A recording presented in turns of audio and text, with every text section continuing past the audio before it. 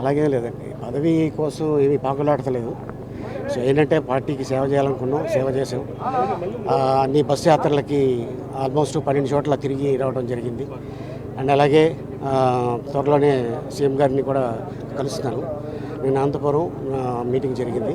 So ఈ వీక్లో గ్యారంటీగా అక్కడి నుంచి కవర్ వస్తుంది.